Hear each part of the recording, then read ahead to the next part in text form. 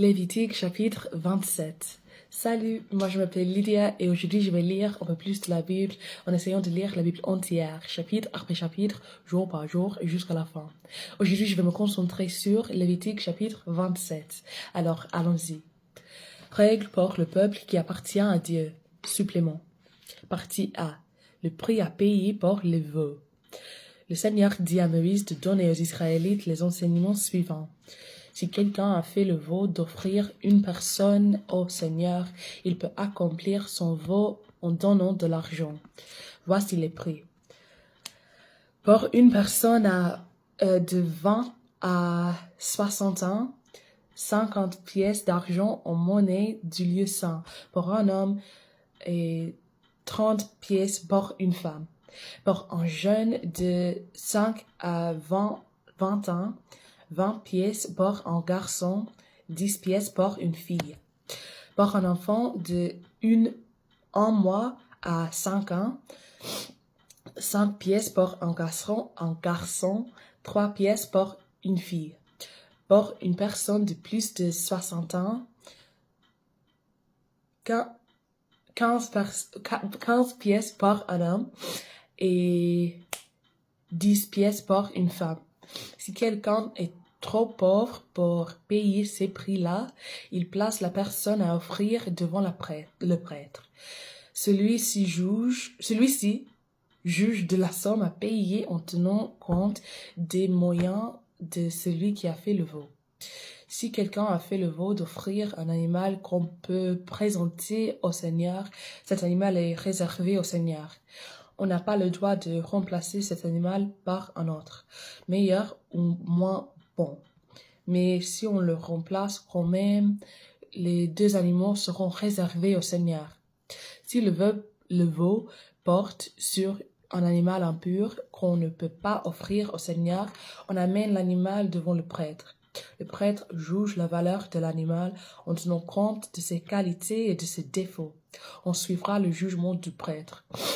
Si celui qui a fait le vœu souhaite racheter l'animal, il paye le prix fixé par le prêtre et il ajoute un 5e de cette somme. Si quelqu'un consacre sa maison au Seigneur, le prêtre juge de la valeur de la maison en tenant compte de son état bon ou mauvais. On suivra le jugement du prêtre. Si le propriétaire souhaite racheter la maison, il paie le prix fixé par le prêtre et il ajoute un 5e de cette somme. Ensuite, la maison sera à lui.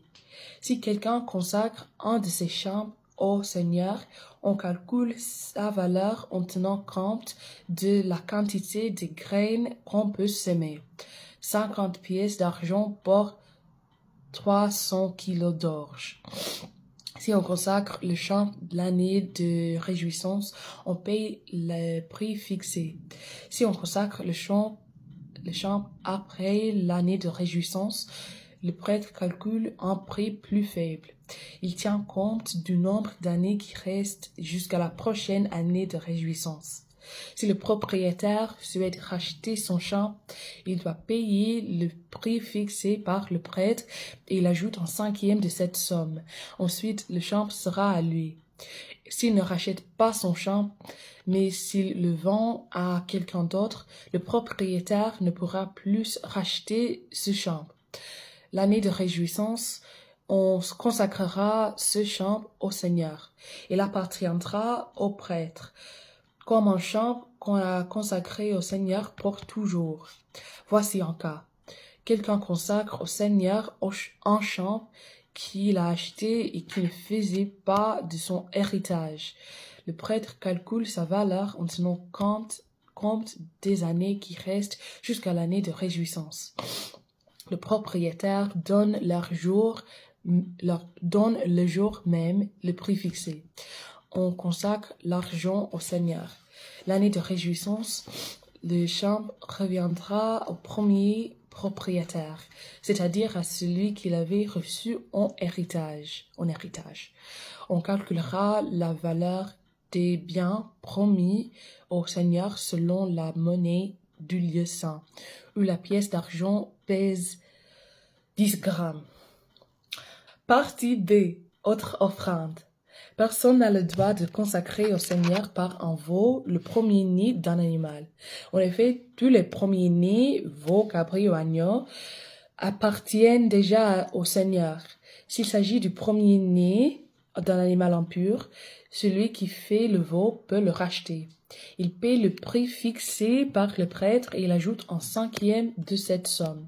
S'il ne le rachète pas, le prêtre peut le vendre au prix qu'il a calculé. De plus, quand quelqu'un consacre pour toujours au Seigneur une personne, un animal ou un champ reçu en héritage, on ne peut pas le vendre ni le racheter.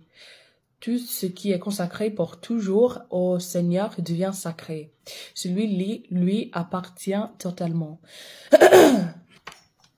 Même si c'est une personne, on ne peut pas la racheter. Il faut la faire mourir. On doit consacrer au Seigneur un dixième des récoltes de la terre et des fruits. Cette part est pour le Seigneur. Si quelqu'un veut en racheter une partie, il doit payer au prêtre le prix de cette part, plus un cinquième de cette somme. Pour les bœufs, les moutons et les chèvres, on marque une bête sur 10 pour la consacrer au Seigneur.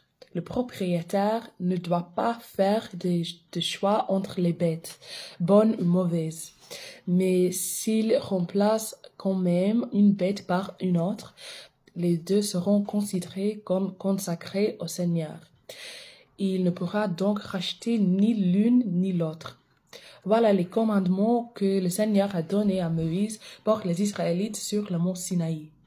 Alors, merci de m'avoir écouté aujourd'hui et de lire la Bible avec moi et aussi de supporter mon accent, ma prononciation, ma vitesse et mes erreurs.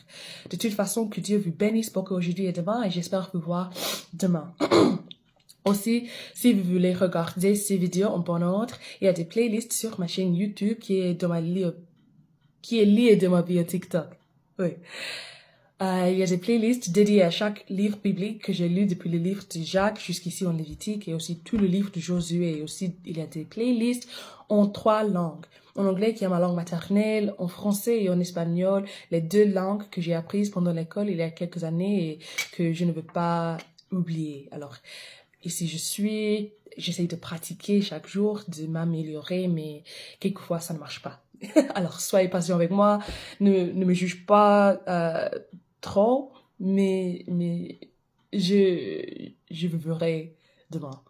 À demain, à bientôt, à plus, bye. Que Dieu bénisse.